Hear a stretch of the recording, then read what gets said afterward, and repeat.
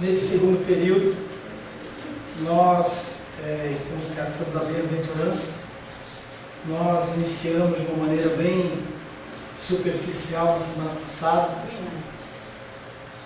da bem-aventurança, sexta bem-aventurança, os limpos de coração.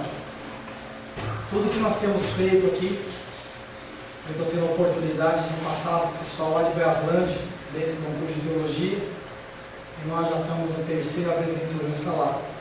Lá o período é mais longo, então dá para trabalhar mais rápido.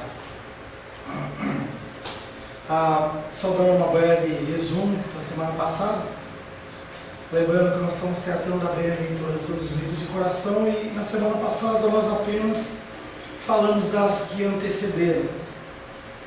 As 3 primeiras aventuranças falavam sobre a nossa necessidade espiritual, sobre a nossa consciência dessa necessidade. Falamos sobre humildade do espírito, um choro lamentoso em face da nossa pecaminosidade, mansidão e resultados de uma real compreensão do nosso próprio eu. Essas 3 bem-aventuranças enfatizam a vital importância da profunda consciência de nossa necessidade. Nós precisamos de Deus. Nós, sem Deus, nós não somos nada. Velha frase de caminhão. Deus sem você continua sendo Deus, e você sem Deus não é nada. Tornamos-nos então misericordiosos, limpos de coração e pacificadores. E aí nós chegamos no resultado das bem-aventuranças, para onde eu estou guiando vocês, que é para serem perseguidos por causa da justiça. Nós falamos na semana passada que você vai seguindo as bem-aventuranças, e o final disso não é um quadro nada bom, é um quadro de perseguição, em que as pessoas elas vão ver em você Jesus Cristo, e por ver em você Jesus Cristo elas vão ficar incomodadas, porque como lá em João fala, os seres humanos amam mais as trevas do que a luz. A partir do momento em que você for luz, você vai começar a incomodar. E as pessoas, da mesma maneira que perseguiram Cristo, da mesma maneira que perseguiram os apóstolos e os discípulos, eles vão te perseguir. Segundo a minha sugestão, é assim que deveríamos abordar essa questão toda. Em primeiro lugar, somos conduzidos à declaração central acerca de termos fome e sede do quê? Da humildade, do choro e da mansidão. E então vemos a descrição dos resultados desse desejo. Nas 3 primeiras bem-aventuranças, por assim dizer, estamos escalando um dos lados da escada. Apesar que tem pessoas que não podem subir escada com facilidade, titia, Lourdinha, irmão Cláudio, mas essa escada a gente pode seguir. Essa escada só pode subir tranquilo, irmão Cláudio. Cair não machuca. É mais difícil. Tá? Chegamos no cume na 4ª bem-aventurança. E depois nas demais bem-aventuranças começamos a descer o outro lado da montanha. Então você passa pela humildade, pelo choro, pela mansidão. O Senhor então fala que você que tem fome e sede disso, você é satisfeito e você começa a descer. Os misericordiosos são aqueles que já tomaram conhecimento da sua penúria de espírito, já perceberam que nada possuem em si mesmos. Conforme nós já estudamos, esse é o passo mais essencial para que eu venha me tornar misericordioso. Eu não sou nada. É somente quando uma pessoa já chegou a ver-se sob esta ótica que poderá se ver corretamente aos seus semelhantes. Quando você olha para si mesmo e vê o pecado que habita na sua vida e que dirige os seus passos, você consegue olhar para o teu próximo de uma maneira com misericórdia. Se eu sou assim, ele também é assim. E nós temos que entender e relevar muitas coisas. Pessoas rompem relacionamentos por falta de misericórdia. Elas entendem que a pessoa não tem direito a fazer aquilo, não pode fazer aquilo outro, mas ela mesma faz. Mas ela só consegue olhar para o erro do outro. É aquela passagem bíblica que diz: antes de você querer tirar a trave do olho do seu irmão, você tem que tirar primeiro o cisco do seu olho. para que você possa enxergar bem. Não. Cisco do olho. Não. Ah, tá, perdão. Obrigado, Helena. É que eu estou muito santo, bicho. Na verdade, eu errei. Antes de você querer tirar a trave, o cisco do olho do teu irmão, você tem que tirar a trave do seu olho, para que você possa enxergar melhor. Interessante que ontem em Brasilândia eu usei esse exemplo, ninguém me corrigiu. Mas, obrigado, filho. Quem são então os limpos de coração? Se todos são pecadores e nenhum é misericordioso. São essencialmente aqueles que se haviam se lamentado devido à impureza dos seus corações. Porquanto a única maneira de alguém vir a tornar-se possuidor de um coração limpo consiste em perceber quão impuro é o seu coração, e então lamentar-se por causa disso tão intensamente que venha fazer aquilo que é a única coisa capaz de conduzi-lo à limpeza e à purificação da alma, ir à cruz. Você vê que a construção do Sermão do Monte, ele é uma construção que te leva a um reconhecimento do seu problema, para que você possa amar o teu próximo como a ti mesmo. Porque qualquer coisa que ele venha fazer ou pensar não é diferente do que você pensa e faz. Na mesma medida, se você pegar um ser humano psicopata, um assassino, um cara desesperadamente corrupto de toda sorte e espécie, e comparar a mente dele com a sua, é a mesma coisa. A diferença é uma, a graça do Senhor, mais nada. Quando você entende isso, você vê o que ele praticou, você entende que você faria pior que ele, ou mais que ele, ou igual a ele, se não fosse a graça do Senhor. Não é algo inerente à minha pessoa, não é algo inerente à sua pessoa, é algo que vem de Deus, aos quais essas pessoas não têm. Nós falamos na aula passada, antes do intervalo, há pessoas que são pagãs, que não conhecem o Deus, e elas agem dessa maneira, sem freio. Há pessoas que elas estão na igreja, mas são apóstatas, o coração dela é endurecido e freio, elas fazem essas coisas. E há pessoas que são novas na fé, não conhecem o Senhor, não têm um relacionamento com Ele, e elas fazem essas coisas. Ah, pastor, então eu não faço. Pessoas cristãs que conhecem o Senhor também fazem essas coisas, em momentos de afastamento. Quem são os limpos de coração? Exatamente da mesma maneira, quando chegarmos a estudar sobre os pacificadores, veremos que eles são aqueles que têm a qualidade da mansidão. Não tem como você ser um pacificador se você não é manso. E você começa a estabelecer uma relação entre bem-aventuranças e bem-aventuranças. Não tem como a pessoa ser misericordiosa, não tem como a pessoa ser limpa de coração se ela não for misericordiosa. Não tem como a pessoa ser pacificadora se ela não for mansa. Se ela for um crente de estupim curto, ela não tem como ser pacificadora, porque muito mais ela bagunça do que ela resolve. Muito mais ela cria problema do que ela resolve. Isso acontece muitas vezes com pessoas que não param para pensar. Eu sou muitas vezes desse jeito. Eu tomo medidas estampilho. A Rosângela me conhece, ela fala uma coisa para mim, eu já quero resolver. E às vezes o espírito me bloqueia, mas outras vezes a minha carne é mais forte e eu ajo e vou colher as consequências disso. Muitas vezes destruição. Nós temos que tomar as nossas decisões com muita calma, pedindo ao Senhor a direção e orientação do que falar e como falar, porque as vidas elas são preciosas, e quando você fala algo que não deveria no momento errado, você mata ou afasta alguém, e nós estamos errados. Esse é o entendimento que dá à luz a sequência dada. Bem-aventurados os limpos de coração, é nisso que consiste o cristianismo. E essa é justamente a sua grande mensagem. Coração. O Evangelho de Jesus interessa-se pelo meu coração e o seu coração, em que estado ele está.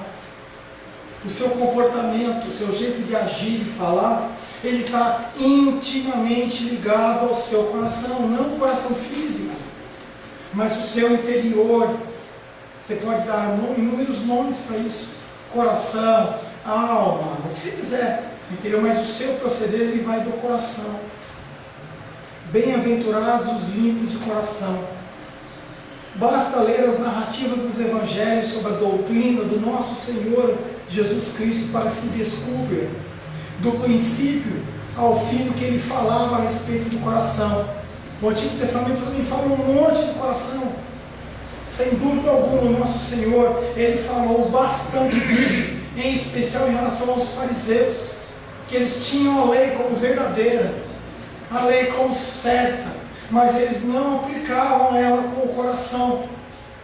Certo momento ele falou para eles: olha, vocês dão dízimo do endro, do cominho, de não sei o que, e vocês estão certos em fazerem isso, mas vocês estão esquecendo as coisas mais importantes: o amor, a fé, a esperança, a benignidade, o coração. Você tem que fazer uma coisa e fazer a outra. Você não pode ser um religioso. Você tem que ser uma pessoa que é movida pelo Senhor, não pelas suas emoções, mas pelo Senhor. Teu coração tem que estar aberto ao Senhor se manifestar na sua vida. A grande acusação de Cristo contra eles, os fariseus, é que eles estavam interessados com o exterior dos copos, o exterior dos vasos, mas o interior estava tudo contaminado. É como aquela pessoa que vai lavar a louça e lava só por fora, mas por dentro está sujo. Ontem a minha filha, a Luísa, foi colocar um doce lá, o potinho estava sujo dentro, por fora estava limpinho, mas por dentro estava sujo. Ela foi lá e lavou para poder comer. Mateus capítulo 23, versos 25 a 28.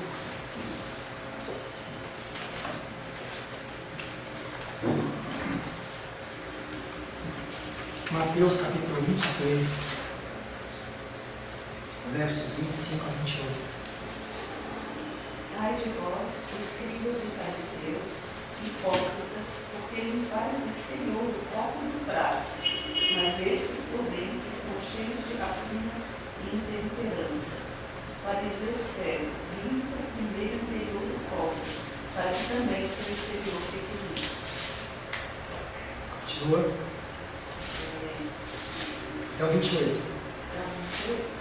Ai de vós, escribas e fariseus, hipócritas, porque sois semelhantes aos sepulcros caiados, que por fora se mostram belos, mas interiormente estão cheios de ossos de mortos e de toda imundície.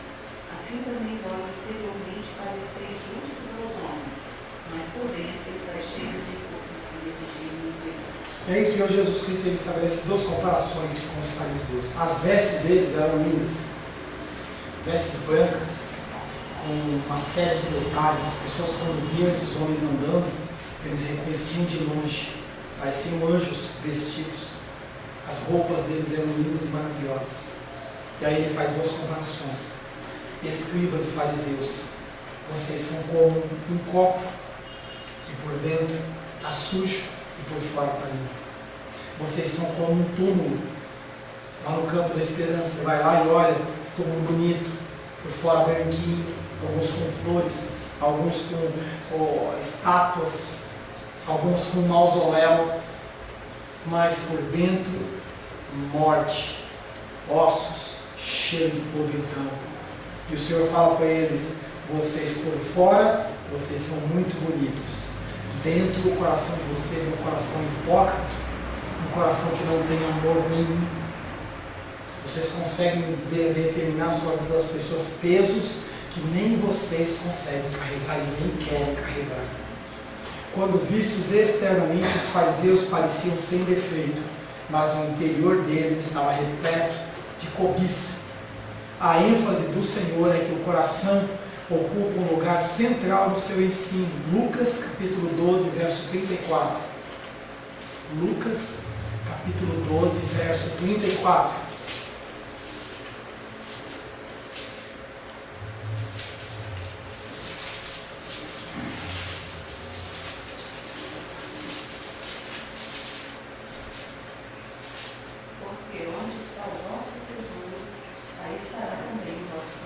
Se você coloca o teu coração em algo, é lá que há importância.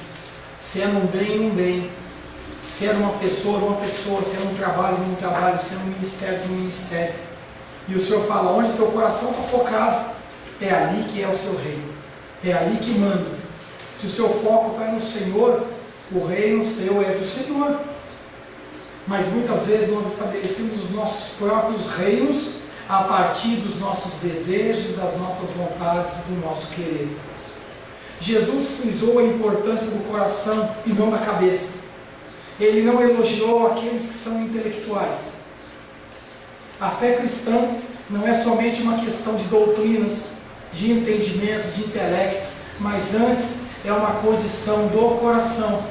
Não basta você conhecer a Bíblia, não basta você conhecer algo, o entendimento de uma maneira profunda, se você não consegue aplicar, se você não sabe aplicar. As pessoas, elas leram a Bíblia, as pessoas conhecem livros de cor, mas não aplicam nada. Isso chama-se religiosidade. Entendendo que a doutrina é algo essencial e a compreensão também é vital, mas não são as mais importantes. Sim, você tem que estudar, sim, você tem que aprender, mas você também tem que aplicar.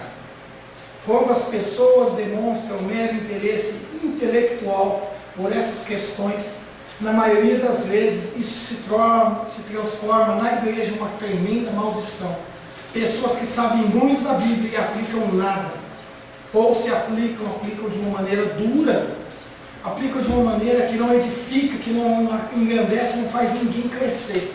O objetivo do Senhor conceder dons e o fruto na igreja é simplesmente para que a igreja cresça à medida da estatura de Cristo, para que cada vez mais nós sejamos iguais ao Senhor. Senão não tem sentido. Você vê de um lado pessoas que são estritamente, conhecem a Bíblia, ortodoxos, pessoas que estudam a Bíblia e não aceitam nenhum tipo de pensamento do Espírito. Também do outro lado, nós temos igrejas que são só mover do Espírito. E a pessoa pula, a pessoa arrepia, a pessoa pula, faz isso, faz aquilo, mas não conhece nada da Bíblia. Nós temos que ter um entrosamento das duas partes. É um casamento perfeito. O Espírito Santo nos dando entendimento da palavra que nós estudamos e nos dando força para colocá-las em prática. Dois opostos que não podem ter na tua vida.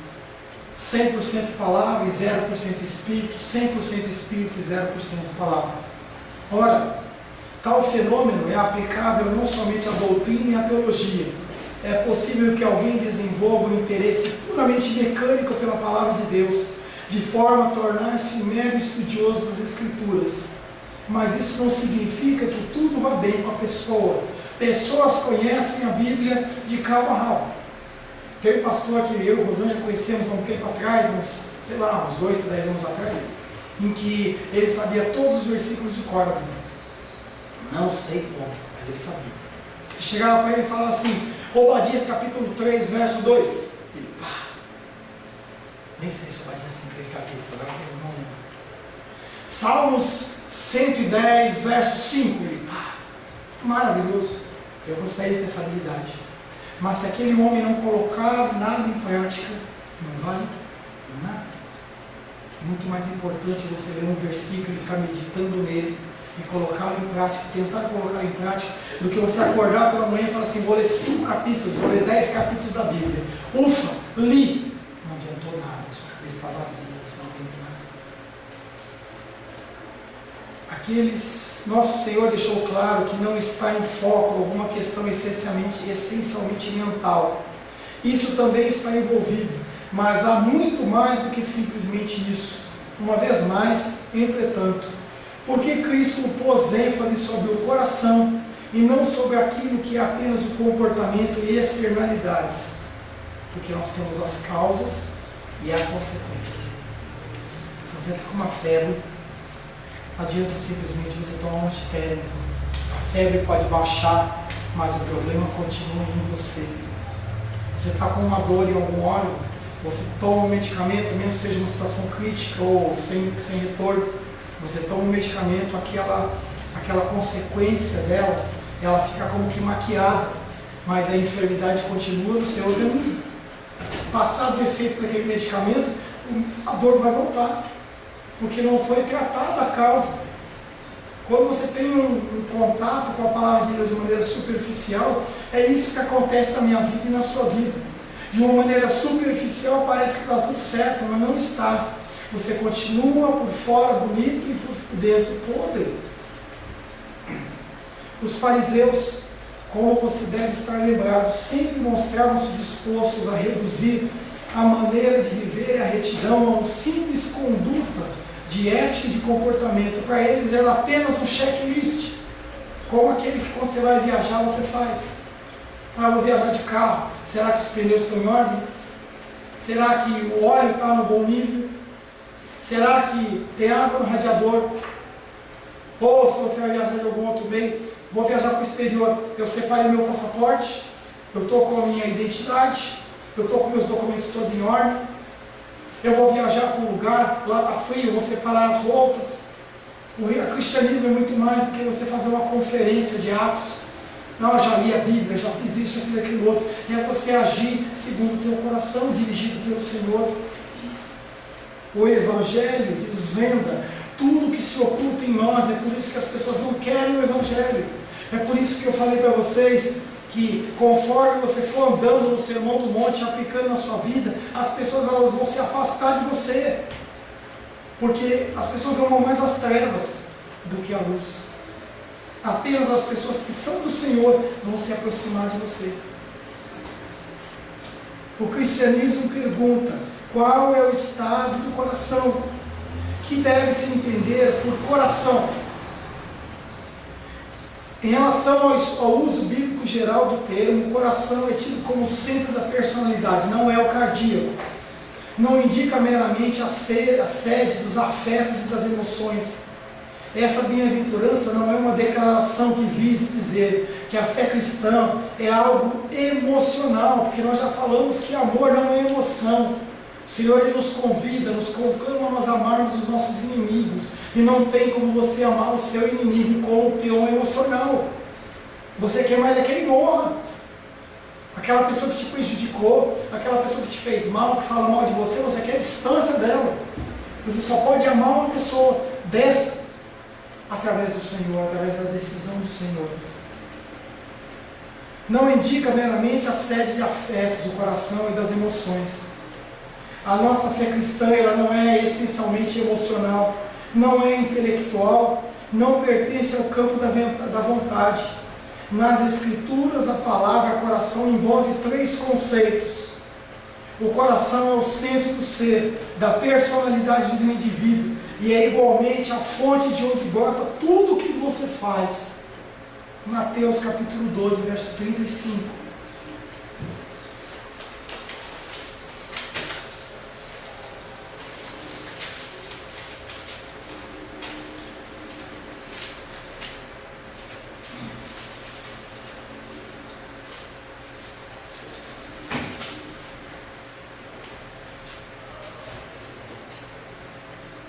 O homem bom tira do tesouro bom coisas boas, mas o homem mau do mau tesouro tira coisas más. Porque o tesouro do homem está onde ele coloca o seu coração. O coração inclui a mente. Você não pode deixar de usar a mente, você é um ser racional. Você também inclui a sua vontade. E também inclui suas emoções. Nós somos seres únicos que não podem ser divididos. O nosso coração é um conjunto, é o nosso ser inteiro. Essa palavra considera o homem em sua totalidade. E foi precisamente essa totalidade que o nosso Senhor quis destacar. Bem-aventurados os limpos de coração, bem-aventurado o seu ser inteiro. É o teu ser inteiro, não é uma parte. Se você tiver com algum membro infectado de alguma coisa, todo o corpo padece. Se você não tratar dessa infecção, você morre. Morre você, morre a sua vontade, morre a sua mente, morre as suas emoções, morre tudo. Bem-aventurados os limpos de coração. Bem-aventurados são os puros, não meramente na superfície. Eu gosto desse exemplo, eu sempre falo. Quando eu vejo a Rô fazendo a pintura lá das caixas dela, quando ela passa o verniz é uma coisa tão fininha, uma camada tão fininha. Parece que toda a peça está brilhando, mas não está. Se você pegar uma chave e raspar, você vê quão fino é a camada do verniz. O nosso cristianismo não pode ser fino desse jeito, como uma joia em que você raspa ela e a camada de ouro sai e fica só o metal menos precioso. Bem-aventurados são os puros, não apenas na superfície, mas no interior, no âmago dos meus seres, na fonte de onde mandam as suas atividades. Essa verdade é tão profunda quanto isso. Bem-aventurados aqueles que são limpos de coração, no seu interior, em uma totalidade. E a pessoa normalmente vai falar: pastor, isso não é para mim, eu não consigo. Não consegue mesmo. Eu não consigo, você não consegue. Nenhum ser humano tem essa capacidade. É por isso que nós vivemos sob o domínio da graça do Senhor. É a graça do Senhor que nos move. Por isso que no primeiro estudo da bem-aventurança, da primeira, eu falei para vocês, não é algo natural, não é algo que flui do seu coração, não é algo que flui do meu coração. Não é algo que você pode fazer como no final do ano, em que as pessoas elas colocam definições. Esse ano eu vou engordar, esse ano eu vou emagrecer, esse ano eu vou ler mais, esse ano eu vou fazer aquilo. Não consegue. Nós dependemos do Senhor para todas as coisas. Em segundo lugar, é salientado que o coração sempre ele é o manancial de todas as nossas dificuldades. Não adianta você querer colocar a culpa na sociedade. Não adianta você querer colocar a culpa no teu chefe, no teu marido, no teu pai, na tua mãe, no teu esposo, na tua esposa, nos seus filhos. Não adianta. A culpa não é deles, a culpa é sua, porque procede das suas ações. E a partir das suas ações, você vai saber lidar com as situações externas ou não. Temos que parar com isso de transferir o nosso pecado para outras pessoas. Eu sou ruim porque eu vi o meu pai fazer isso. Eu sou ruim porque a sociedade me fez isso. Não é esse o problema. O problema é eu e você. Mateus 15, 19.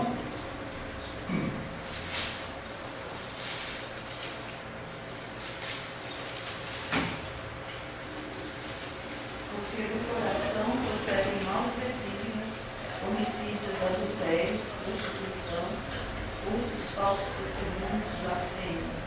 É do nosso coração que flui tudo isso. Não é do outro. Não é alguém que fez você fazer.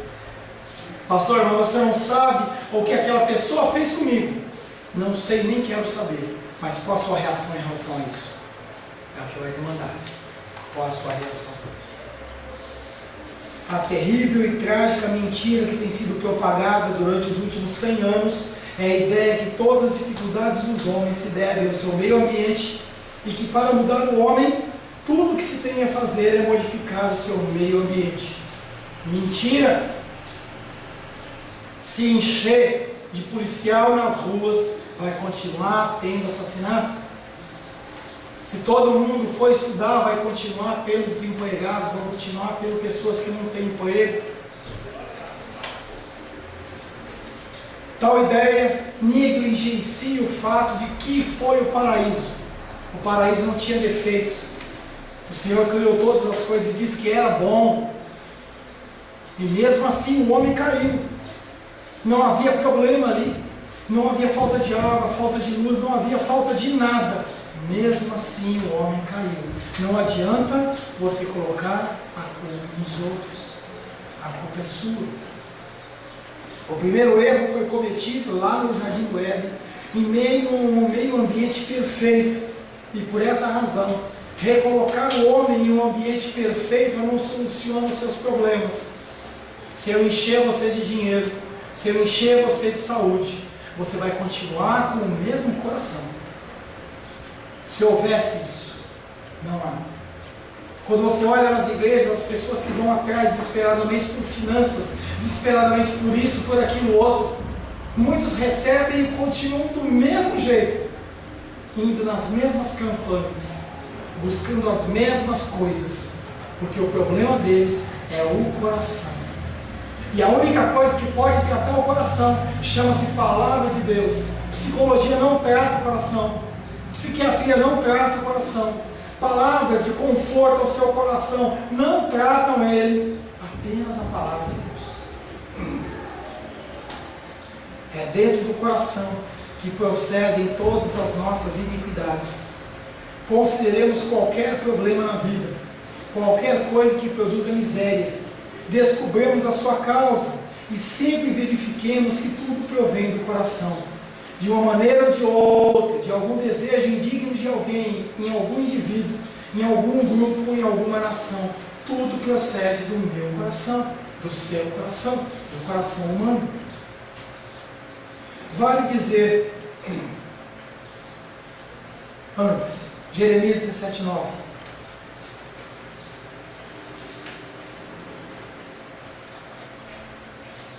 Lê para mim, Seba, por favor.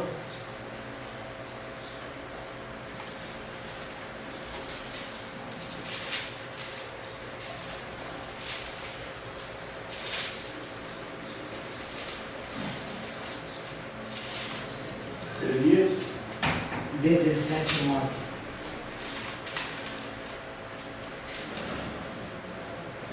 Enganoso é o coração, mais do que todas as coisas, e desesperadamente corrupto. Essa tradução eu adoro ela. Quem o conhecerá? Desesperadamente. E aí você imagina você numa situação de desespero. Sua situação de desespero talvez seja uma pessoa debaixo de escombros. Uma pessoa que está passando teve um acidente de automóvel, está presa no meio das ferragens. Ou um filho que está engasgado, que você vê que ele está mudando de cor. Situações de desespero. Você está se afogando e você está desesperado porque você precisa pegar em alguma coisa. E aí ele, em Jeremias, ele usa exatamente essa palavra. O nosso coração, ele não só é corrupto, mas ele é desesperadamente corrupto. Olha que pesado. Você não é só ruim, você é desesperadamente ruim. Nós desejamos o que nos apraz, o que nos alegra, o que nos traz satisfação. Nós somos desesperados por isso. E o nosso coração, do texto que a Edilene leu, do coração procedem maus desígnios, homicídios, adultérios, prostituições, furtos, falsos testemunhos e blasfêmias. Pastor, eu nunca faria isso. Faria pior, se não fosse Deus. Se não fosse Deus, se não fosse a graça dele, barrar, bloquear a ação da tua carne, você faria pior. É o que o versículo está falando. Não é eu que estou falando. Jeremias está dizendo, ele é o instrumento do Senhor. Você acha que o teu coração é muito bom, enganoso é o coração. Quando você olha para situações, você tem que entender que você faria muito pior se não fosse o Senhor. Quando nós olhamos pessoas roubando merenda de crianças, quando a gente imagina as pessoas pegando remédio de pessoas que estão com problema de câncer, ou estão com problema de coração, ou com problema de pressão, eles roubam esse medicamento para vender. Se Deus não fosse com você, você seria pior que eles. A pessoa não tem mais nenhum índole, ela não tem mais nenhum tipo de freio. A pessoa consegue olhar, e eu lembro que um exemplo clássico disso para mim, houve há uns anos atrás aquele deslizamento no Rio de Janeiro, em que famílias perderam tudo, morreram, foi uma tremenda desgraça naquela região de Petrópolis. E o Brasil inteiro se mobiliza para mandar água para aquele povo, porque eles não tinham água.